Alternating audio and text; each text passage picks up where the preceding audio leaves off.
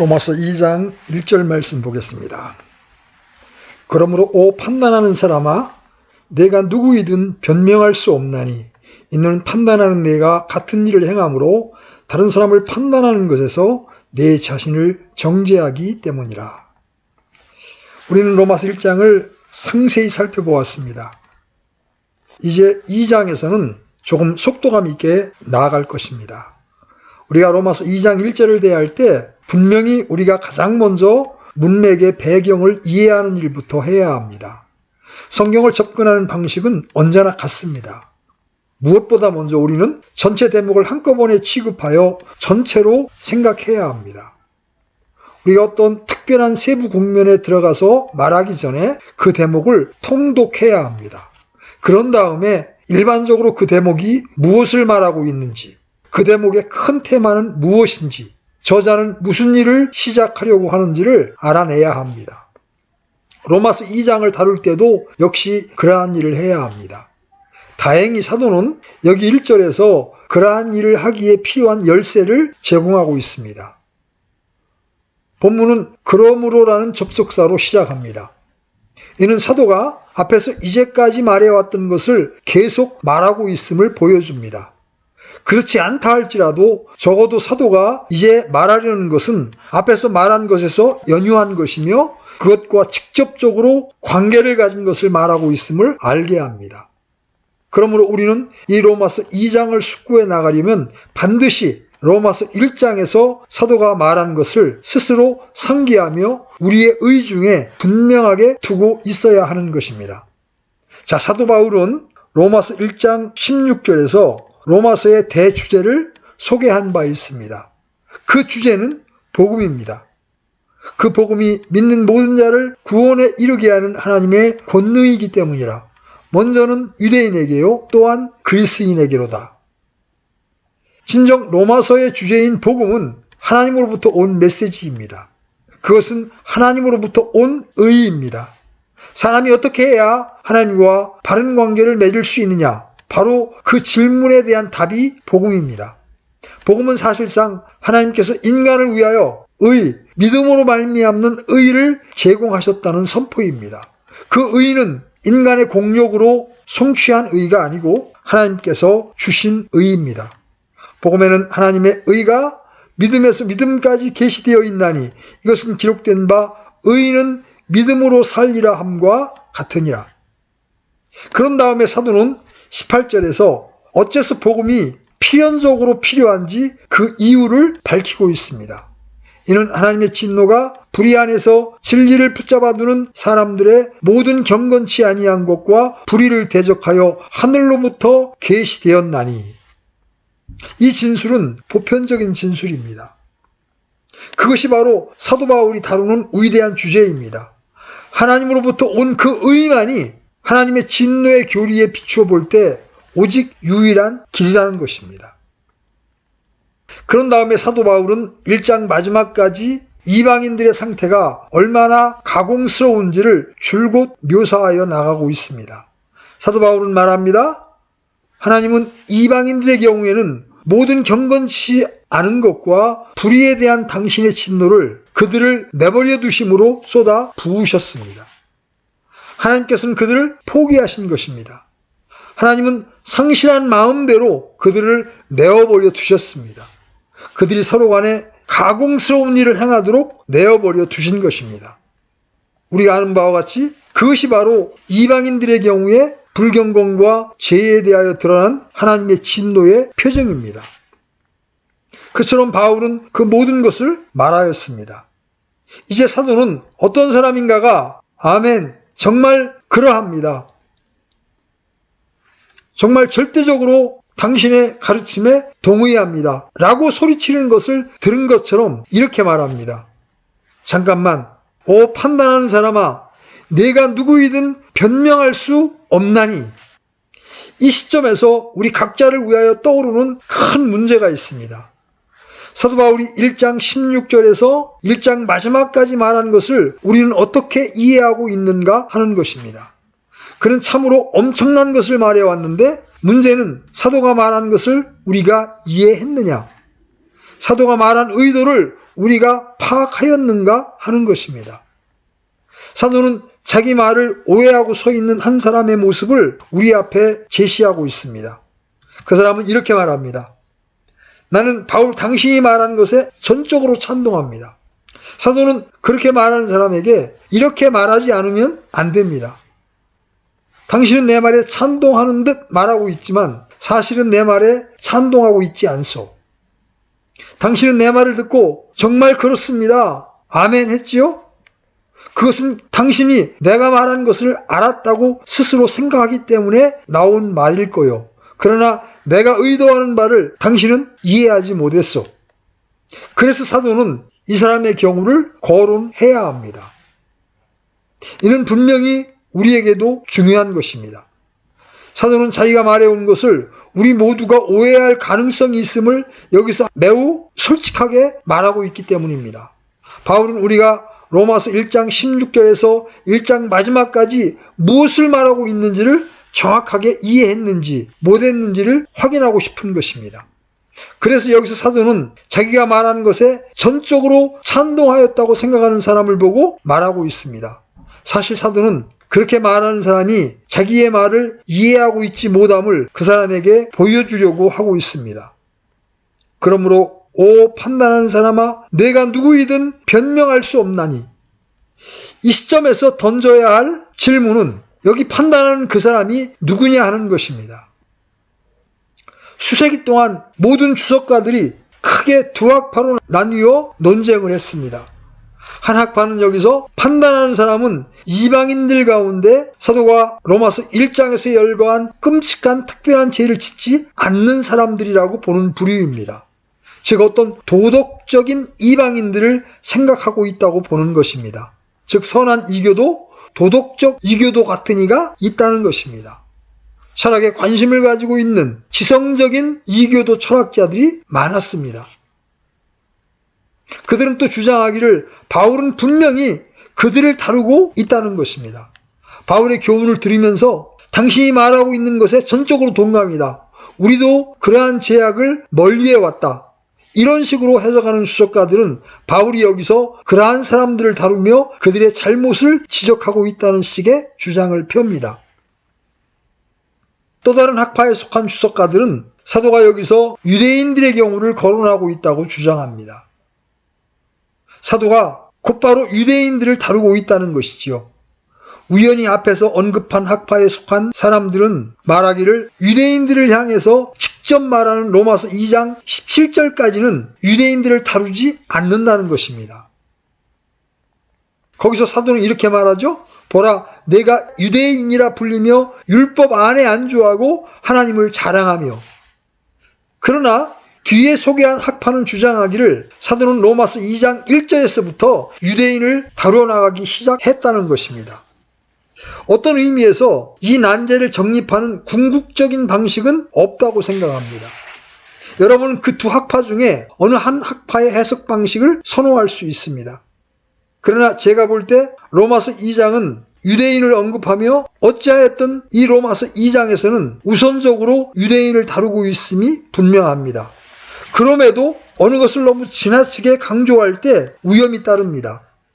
제가 말하고 싶은 것은 사도는 1차적으로 여기서 유대인들을 다루고 있으나 부수적으로 이방인과 이 특별한 입장을 취하게 될 수 있는 다른 어느 누구를 함께 다루는 셈이라는 점입니다. 제가 그렇게 말하는 것은 이러한 이유에서입니다. 사도가 여기서 강조하는 요지는 판단하는 내가 같은 일을 행함으로 다른 사람을 판단하는 것에서 내 자신을 정죄하기 때문이라입니다. 사도는 판단하는 것과 정죄하는 문제를 강조하고 있습니다. 이 점은 여기서 야기되는 전체 문제를 해결하기에 충분하다는 생각이 듭니다. 물론 그 당시 유대인들의 큰 특징이 바로 판단하고 정죄한다는 것은 틀림없습니다. 이 구절이 유대인들을 다루고 있다고 말하게끔 하는 다른 것들이 있습니다. 여러분은 이 로마서 2장 9절에서 사도가 유대인을 거론하는 것을 발견할 것입니다. 악을 행하는 사람의 모든 혼위에 환난과 권고가 닥치리니 먼저는 유대인의 혼위에요 또한 이방인의 혼위에며 사도가 로마서 1장 16절과 18절에서 유대인과 이방인들을 말하기 시작할 때 모든이라는 말을 썼습니다. 모든 경건치 아니한 것과 불의에 대하여. 저는 줄곧 사도가 모든 사람들을 다루고 있다는 생각을 해봅니다. 여기 1장에서는 특별하게 그러합니다. 그는 다시 2장 9절에서 그것을 언급합니다. 그런 다음 11절에서 그것을 다시 거론합니다. 이는 하나님께서 사람들의 음모를 중시하지 아니하시기 때문이라. 유대인들이 빠진 가장 큰 기만 중에 하나는 자신들이 하나님께 특별하게 취급을 받는 사람들이라는 식으로 생각한다는 것이었습니다. 그 당시 유대인들은 온 세상을 두 부류로만 나누었습니다. 즉 유대인들과 유대인들이 아닌 자들 말입니다. 한편에는 하나님의 선택받은 유대인들이 있고 또 다른 한편에는 개들과 같은 애인들입니다. 율법도 없는 사람들입니다. 유대인들이 비유대인들에 대해 가진 태도는 그들 비유대인들을 정죄하는 것이었습니다. 그것을 증명하는 성경의 대목은 너무나 많습니다. 복음서에서 그 점이 다루어지고 있으며 사도행전에도 많이 나타납니다. 여러분은 다른 여러 서신서들에서도 그것을 발견할 수 있습니다. 실로 초대교회의 복음 전도자들이 겪어야 하는 가장 큰 난제 중에 하나는 그 특별한 상황을 다루는 것이었습니다. 여러분도 아시겠지만 유대인들은 생각하기를 자기들은 하나님의 선택을 받은 백성이니 구원을 필요로 하지 않는다는 식이었습니다. 이방인들의 경우에만 해당되는 것이지 자기들의 경우에는 해당되지 않는다는 식이었습니다. 이방인들은 결코 구원을 받을 수 없다는 것이었습니다. 왜냐하면 그들은 하나님과 아무런 관계도 없기 때문이라는 것이죠. 그런데 설교자들은 유대인들에게도 구원이 필요하다고 말하고 또 다른 하나는 이방인들도 구원을 받을 수 있다고 가르친다는 것이었습니다.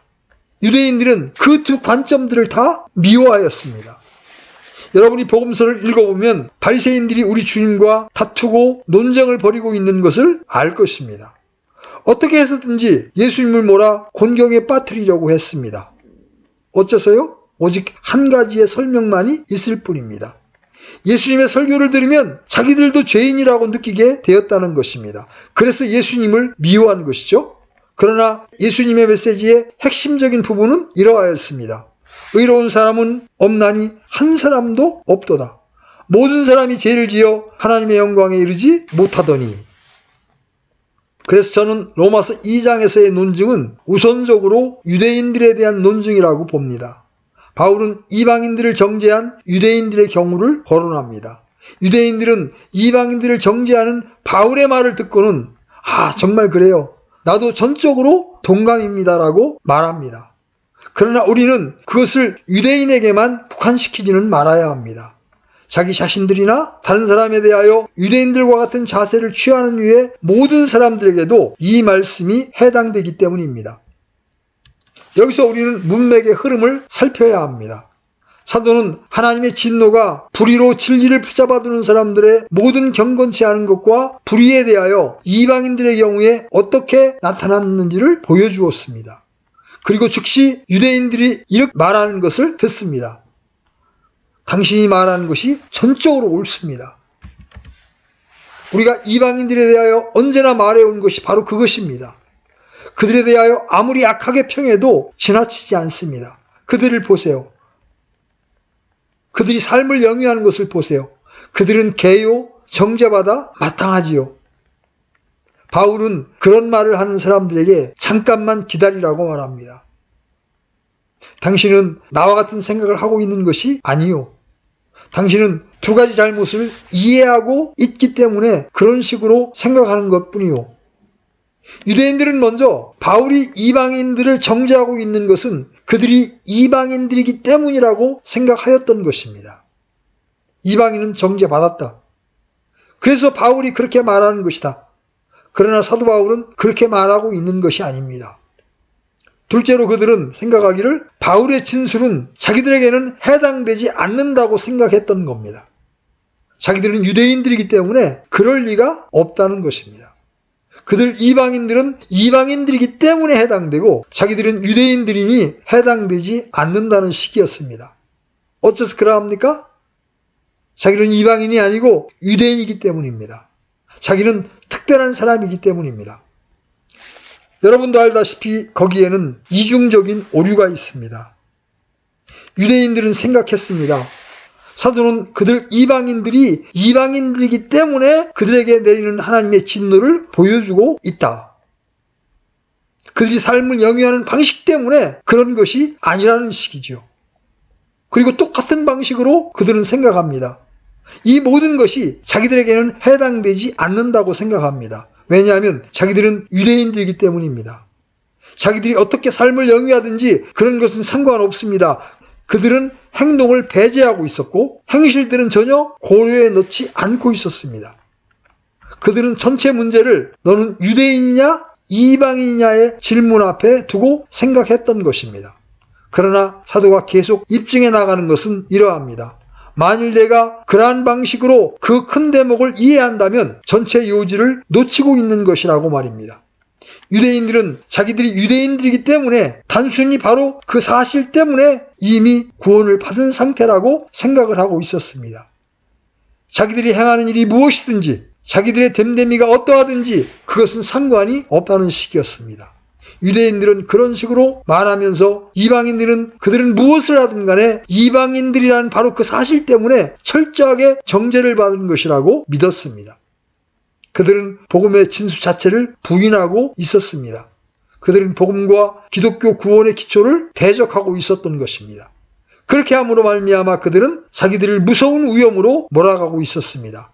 사도는 로마서 2장 전체 맥락 속에서 그 무서운 결과를 시사합니다.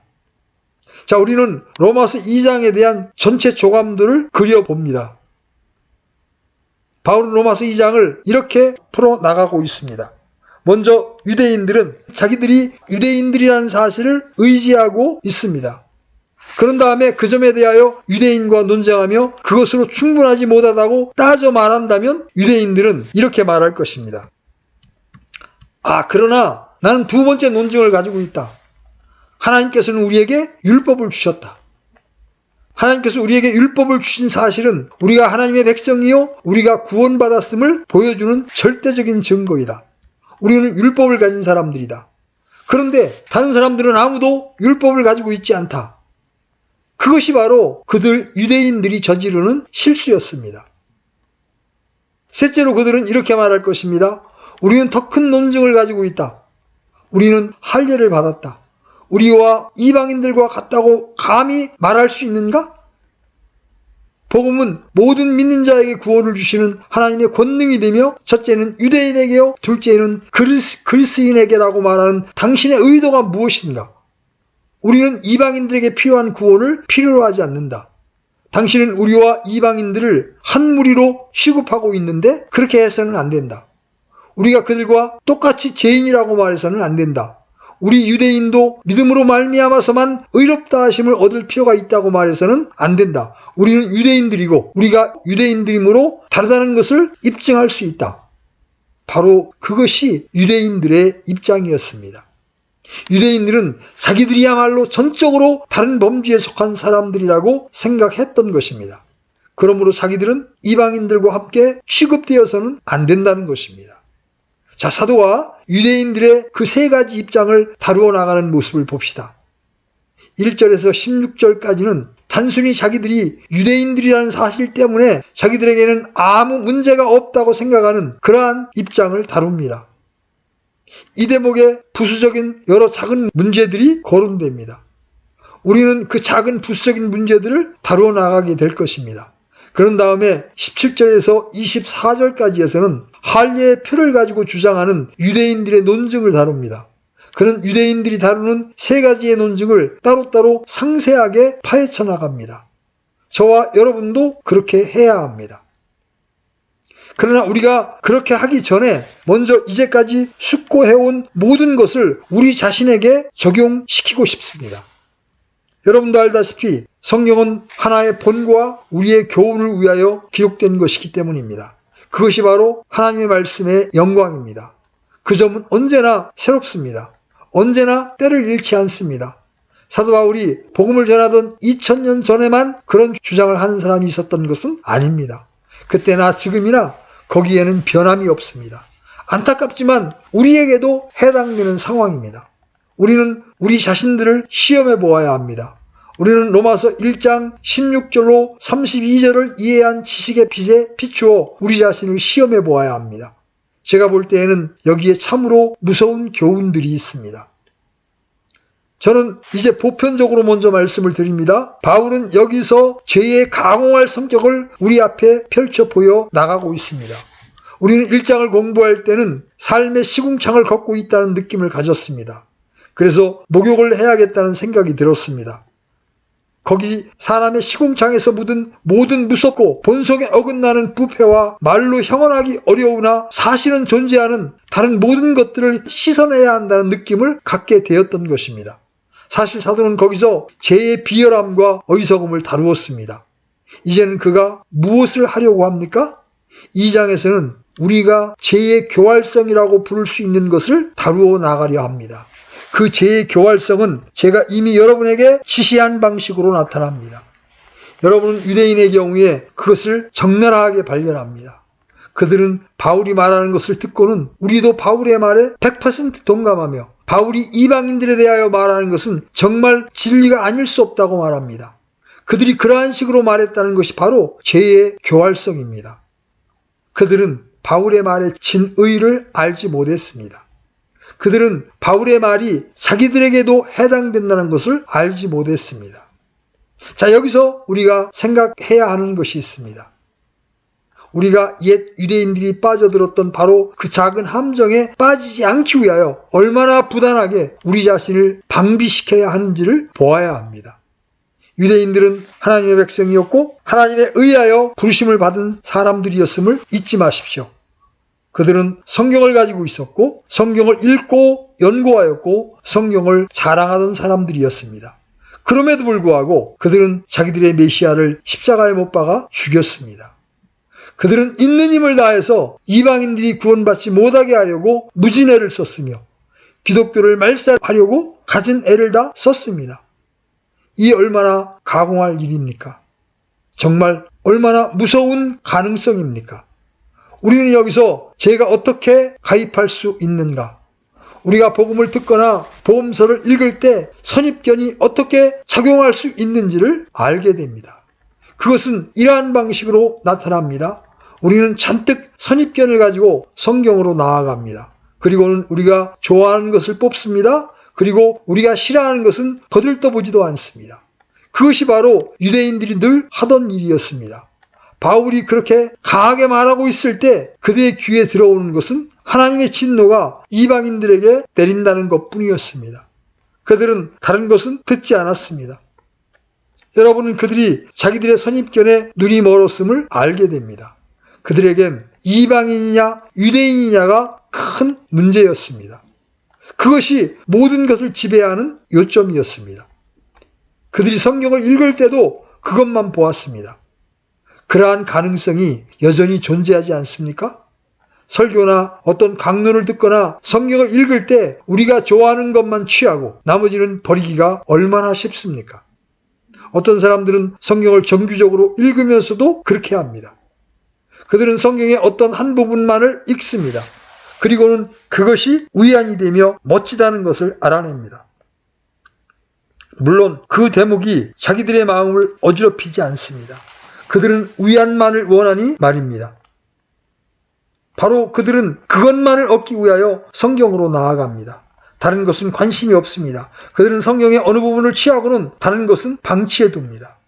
때로 우리 가운데 어떤 사람들이 성경을 읽기는 하지만 자기들의 이론과 자기들의 생각과 자기들의 선입관을 확증해 볼 정도의 교훈밖에 받지 못한다는 것이 가공스럽지 않습니까? 우리는 모두 그러한 잘못을 저지르고 있습니다.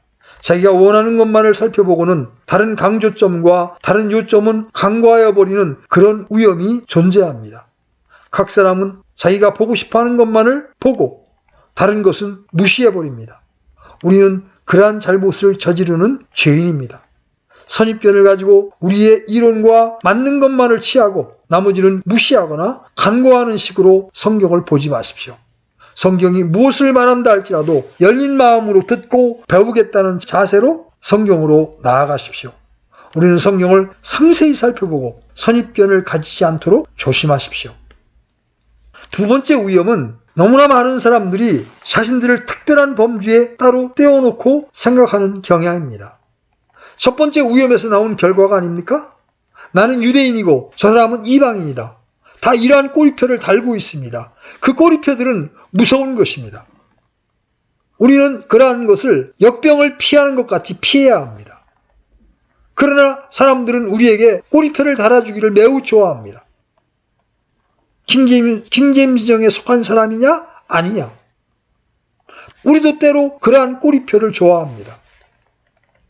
우리는 사람들이 이렇게 말하는 소리를 얼마나 자주 듣습니까? 나는 감리교파다. 나는 장로교이다. 여러분, 우리는 1차적으로 그리스도인들입니다.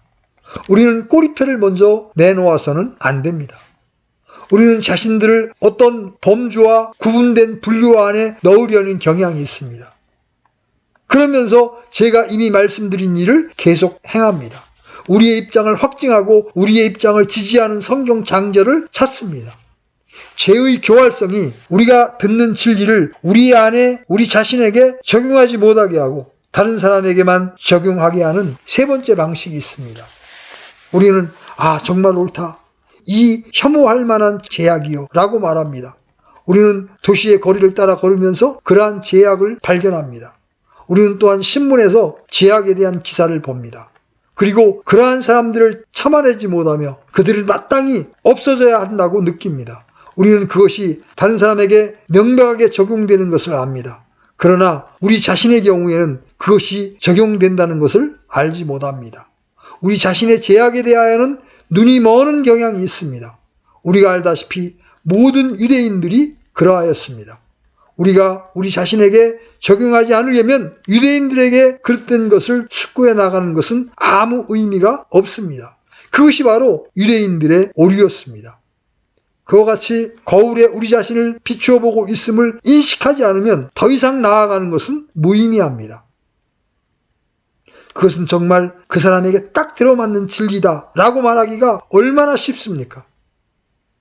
그렇습니다. 우리는 우리에게도 역시 해당된다는 것을 알지 못합니다. 유대인들이 바로 그렇게 하고 있었습니다. 우리는 우리 자신들을 보호합니다.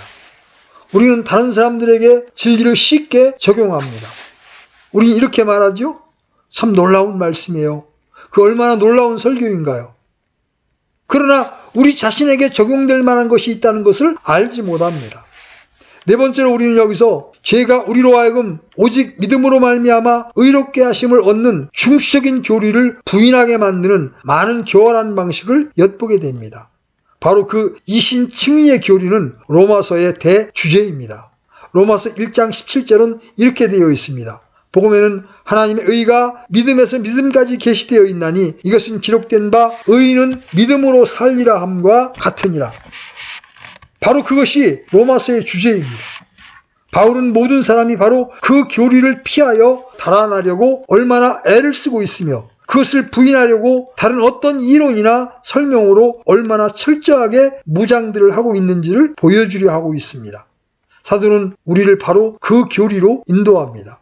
우리는 모든 그 교리에서 벗어나 달아나 버리는데 익숙한 사람들입니다. 우리가 어떤 방식으로 그런 일을 하고 있습니까?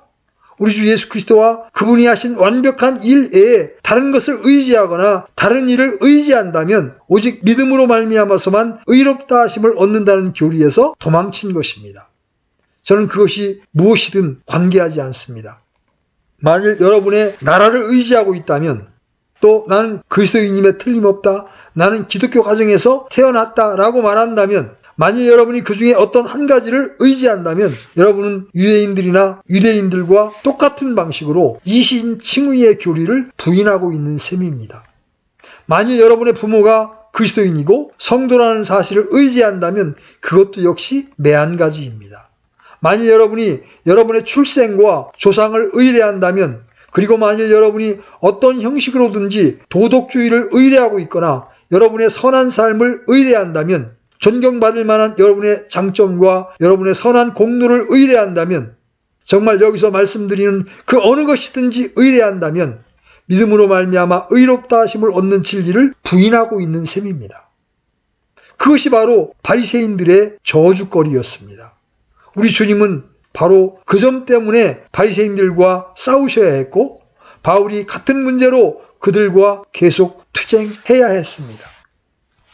어느 모양 어떤 형태로든지 도덕성을 의뢰한다든지 자기 만족의 어리석음에 빠져 있든지 자신의 상태에 만족하고 있다면 그것이 바로 바울이 싸웠던 문제였습니다. 자신이 죄인이라고 느낀 적이 없다면 그는 믿음으로 말미암아 의롭다 하심을 받지 못한 것입니다. 왜냐하면 그는 의롭다 하심을 받을 필요성을 전혀 알지 못했기 때문입니다. 그는 자기 자신으로 충분하다고 생각하고 있는 것입니다. 유대인들이 그러한 것 같이 말입니다. 의식주의도 역시 마찬가지입니다. 그것은 오늘날 크게 위협하고 있는 하나의 위험입니다. 그들은 다소 정도의 차이는 있지만 그 의식주의를 끌어들이고 있습니다. 그리고 결국 그것은 다음과 같은 결론을 유발합니다. 여러분이 어떤 의식이나 예법을 준행하고 여러분의 교회에서 이른바 성만찬에 참여하는 한 그날의 나머지는 아무렇게나 자기가 하고 싶은 대로 하면 된다고 말이죠. 그 의식이 자신을 바르게 만들었다고 생각하고 있기 때문입니다. 그것은 형식과 의식과 예식을 의뢰하고 있는 것입니다. 바울이 여기 로마서에서 그러한 것을 말하고 있습니다. 우리가 이러한 유에 속한 어느 것이든지 의지할 때마다 우리는 믿음으로 말미암아 의롭다 하심을 얻는 진리를 부인하고 있는 것입니다. 그것이 할례이든 다른 무엇이든 말입니다. 그러나 저는 매우 교활한 또 다른 형태의 죄를 보여드리고 싶습니다. 그것은 가장 중요한 의미를 가질 것입니다. 그것은 교리를 생활과 동떨어지게 하기 때문입니다. 그것이 유대인들이 저지른 잘못 중에 가장 중추적인 것이었습니다. 여러분도 알다시피 유대인은 매일의 삶을 전혀 고려하지 않았습니다. 이방인의 경우에나 유대인의 경우에서도 역시 마찬가지입니다. 유대인의 태도는 매우 단순하여 이러하였습니다. 나는 유대인이 나는 모든 것이 다 잘 되어가고 있음에 틀림없다. 그리고 나는 구원받았음에 틀림없다. 그는 자기가 어떻게 살아나가고 있는지를 생각하지 않았습니다. 바로 그 점 때문에 바울은 이렇게 말했던 것입니다.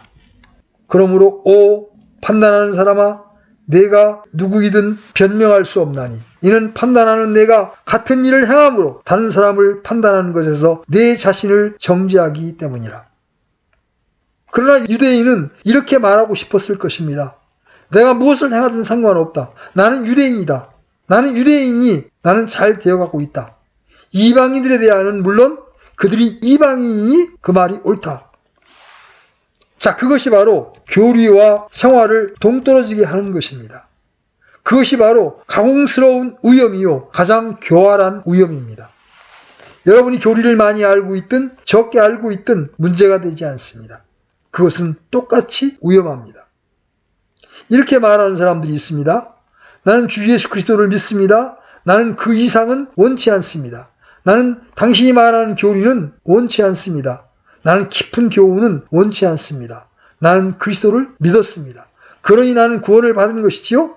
나는 앞으로 나아가 내 믿음의 결심을 사람들 앞에 나타냈거든요. 그리고 그들은 계속하여 그전의 삶과 같은 류의 삶을 삽니다. 그것이 바로 교리와 삶이 유리된 것입니다. 그들은 자기들이 주 예수님을 믿었다고 말하였으니 모든 것이 잘 되었다고 생각하고는 삶의 방식이나 태도에 대하여는 별로 주의를 기울이지 않습니다. 교리에 매우 깊은 관심을 가지는 사람들이 있습니다. 그들은 교리와 신학에 대한 책을 읽기를 좋아합니다. 그러한 것들에 대하여 논쟁하는 것보다 더 즐거운 것이 없는 사람들입니다. 개혁파 교리나 그 밖에 무엇이든지 교리적인 것이라면 논쟁합니다. 그들은 그러한 일에 대단한 열심을 부립니다. 그들에게 있어서는 그것이 일입니다. 그렇습니다. 그러한 일을 논의할 때마저도 그들은 흥분하며 절제하지 못하고 성을 냅니다. 그들의 교리가 무슨 가치가 있겠습니까? 때로 이 사람들은 자신들의 머리로 모든 교리를 다 알고 있는 것 같이 합니다. 그러나 그들이 살아가는 삶을 보십시오. 그들이 그리스도인들답게 살고 있습니까? 여러분이 교리를 많이 알고 있으면 알고 있을수록 여러분의 책임은 더욱더 많아진다는 것을 알아야 합니다. 여러분에게 하나님은 더 많은 것을 요구하실 것입니다. 이것이 제 자신의 이론이 아님을 보여주기 위하여 몇 가지의 인용의 말씀을 드리려고 합니다. 주 예수 그리스도께서 그러한 사람들에게 말씀하시는 것을 들어보십시오. 요한복음 13장 17절입니다. 너희가 이것들을 알고 그것들을 행하면 행복하니라. 마태복음 7장 21절에서도 이렇게 말씀하십니다. 내게 주여 주여 하는 자마다 다 하늘의 왕국에 들어가지 아니하고 오직 하늘에 계신 내 아버지의 뜻을 행하는 자라야 들어가리라. 어느 날 오후에 주님이 어떤 사람들에게 하신 말씀을 여러분은 기억하실 것입니다. 이에 예수님께서 자기를 믿은 그 유대인들에게 이르시되 너희가 내 말에 거하면 참으로 내 제자가 되고 또 너희가 진리를 알지니 진리가 너희를 자유롭게 하리라. 무엇으로부터 자유케 된다고 말씀하십니까? 죄로부터입니다. 유대인들은 자기들이 죄인들이 아니라고 말했습니다. 우리 주님은 대답하셨습니다. 너희의 행실을 보면 너희가 죄인이라는 것이 드러난다. 진리가 하는 일은 우리로 하여금 죄에서 해방시켜 죄와 상관없이 자유케 하는 것입니다. 거기서 여러분은 우리 주님이 친히 가르치신 교훈을 듣고 계십니다. 사도 바울이 디도서에서 같은 것을 말하는 것을 들어보십시오. 구원을 가져다 주시는 하나님의 은혜가 모든 사람에게 나타나 우리를 가르치시되 경건치 아니한 것과 세상에 속한 정욕들을 우리가 거부하고 이 현 세상에서 맑은 정신을 가지고 의롭게 하나님의 뜻대로 살며 저 복된 소망 곧 위대하신 하나님 우리의 구원자 예수 그리스도의 영광스러운 나타나심을 기다리게 하셨느니라. 그분께서 우리를 위하여 자신을 주심은 어째서 그렇게 하셨습니까? 모든 불법으로부터 친히 우리를 구속하시고 정결케 하사 선한 행위에 널심을 내는 백성 곧 자신을 위한 특별한 백성이 되게 하려 하심이라. 제가 이렇게 말씀드리면 여러분은 놀라실 것입니다. 그러나 말씀드리지 않을 수 없습니다. 여러분이 어떤 교리를 아는 지식을 가지고 있다 할지라도 그것이 여러분을 인도하여 선한 일에 열심을 내게 하지 않거나 여러분을 죽은 행실에서 깨끗하게 하지 못하고 지금도 깨끗하게 하지 못한다면 여러분이 가진 교리적인 지식에 대하여 저는 아무 관심도 어떤 점수도 줄 수 없습니다. 우리가 진리를 아는 지식을 가지고 있으니 모든 것이 잘 되어가고 있으며 우리는 우리 자신의 삶과 행실과 행동에 대하여는 아무런 걱정도 할 필요가 없다고 상상하는 것은 정말 위험천만한 말씀입니다. 그것이 바로 옛적 유대인들의 가장 본질적인 오류였습니다. 여기 또 다른 것이 있습니다. 우리는 우리 자신을 변호하기 위하여 이 모든 것을 행하려고 고집을 부리는 경향이 있습니다. 우리는 어떤 입장을 가지고 시작합니다. 그런데 어떤 논증이 그 입장을 박살냅니다. 그러면 우리는 다른 입장으로 얼른 달아납니다. 유대인들은 처음에는 자기들은 유대인들이라는 사실을 앞세워 나왔고 그 다음에는 하나님의 선하심과 하나님의 긍휼하심을 의뢰하였습니다. 그런 다음에는 율법을, 그런 다음에는 의식을 의뢰하였습니다. 우리는 어떤 지푸라기라도 잡을 것입니다. 어느 한 부인에 대한 예화가 있습니다. 그녀는 개혁파의 교리를 교육받으며 자라났습니다. 그런데 갑자기 어느 날 알미니안 설교자가 설교하는 것을 듣게 되었습니다. 그런데 어떤 이가 그 설교를 듣고 나가면서 이렇게 말했습니다. 결국 우리가 할 일이 있음을 감사합니다. 그녀는 자기가 행할 것이 있다는 것을 알고는 기뻐하였습니다. 바로 그 자세가 문제입니다. 여러분도 알다시피 그것이 죄의 교활성입니다. 제 가운데 있는 사람은 너무나 자기 중심적이고 너무나 자신을 자랑하고 너무나 자신의 눈멀어 있어서 자신을 정당화시켜 줄 수 있는 것이라면 어떤 지푸라기라도 잡고는 하나님의 영광스러운 구원의 체계와 오직 믿음으로 말미암아 의롭다 하심을 얻는다는 교리를 부인하려고 합니다. 끝으로 이상에서 생각한 죄의 여러 교활성 중에 나오는 것이 있습니다. 성경을 바른 방식으로 연구하는 것이 중요하다는 것입니다. 우리의 방식은 성경으로 내달아가서는 우리는 로마서 2장에 이르게 되었구나. 여기서 우리는 무엇을 대하지? 아, 그렇구나. 여기에는 4가지 요점이 있구나. 제1은 이것, 제2는 이것, 제3은 이것, 제4는 이것. 이렇게 해서 우리는 2장을 다 끝낸 셈입니다. 아닙니다. 사도는 그것을 의도하지 않았습니다. 우리도 그래서는 안 됩니다. 그는 우리더러 잠시 멈추라고 합니다. 그는 말합니다. 우리는 1장을 마쳤습니다. 그는 말합니다. 이 말씀에 여러분을 비춰보고 적용해 보았는가? 1장을 요약하고 나는 1장을 섭렵했다. 나는 노트에 하나 가득 써놓았다. 여러분은 1장을 분석하는 것만으로 만족하십니까? 성경을 지적으로 분해하는 것만으로 만족하여 하루 저녁에 로마서 전체를 분해할 수 있다고 생각하지는 않습니까? 저는 어느 분이 그렇게 말하는 것을 들은 적이 있습니다.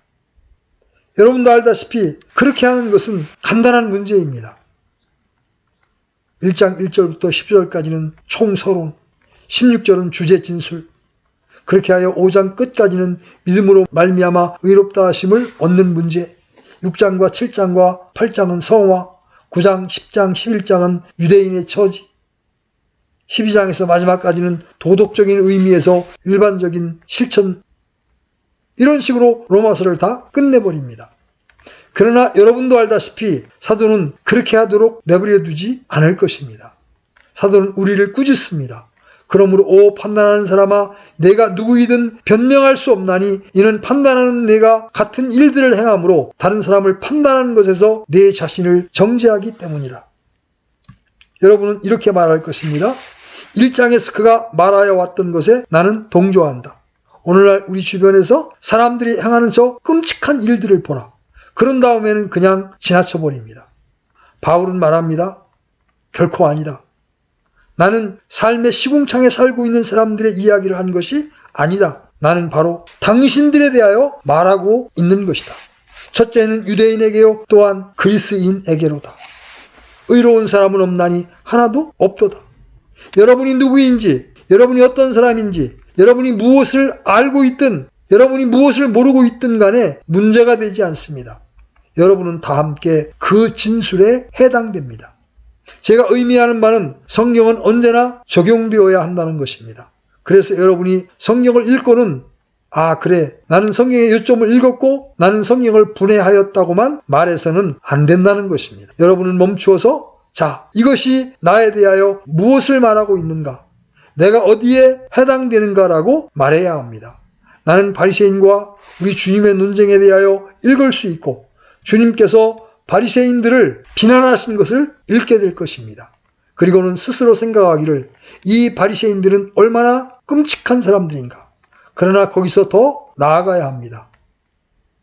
내가 바리새인이 아닌지 모르겠다. 내 속에 그 사람과 같은 것이 없는가? 그것이 언제나 뚜렷하게 드러나지 않을 수도 있다. 작은 형태로도 존재할 수 있다. 내 안에 그러한 바리새적인 것이 조금이라도 없는가? 언제나 그것을 자신에게 적용시키십시오. 다시 말씀드립니다. 성경은 강의되는 것이 아니라 설교되어야 합니다. 성경은 적용되어야 합니다. 성경은 언제나 실천에 옮겨져야 합니다. 사도는 그 점을 강조하고 있는 것입니다. 그 점에 대하여 이해하지 못하고 있으면서도 자기들은 그런 것들에 대하여 이해하고 있는 것 같이 착각하는 사람들이 그 점에 대하여 완전하게 명확한 이해를 갖기를 바라고 있습니다. 우리는 언제나 우리 자신을 말씀 아래로 놓아야 합니다. 그리고 말씀이 우리에게 무엇을 말하는지 들어야 합니다. 우리는 성경을 학문적으로 공부해서는 안 됩니다. 이론적인 방식으로 해서는 안 됩니다. 그것이 바로 신학교의 저주거리였습니다. 생명력이 충만하여 신학교에 들어간 사람들이 그만 신학교를 졸업할 때는 죽어서 나옵니다. 바로 이 성경에 대한 학문적인 관심 때문에 일어난 일입니다. 그것을 조심하십시오. 그것은 언제나 이와 같은 연구에 따라올 수 있는 위험입니다. 우리가 성경을 읽을 때마다, 우리가 설교를 들을 때마다 따라올 수 있는 위험입니다. 그것은 언제나 적용되어야 합니다. 다른 사람들에게가 아니고 우리 자신들에게 적용해야 합니다. 그리고 우리에게 임하는 것마다 적용시킬 수 있는 은혜를 달라고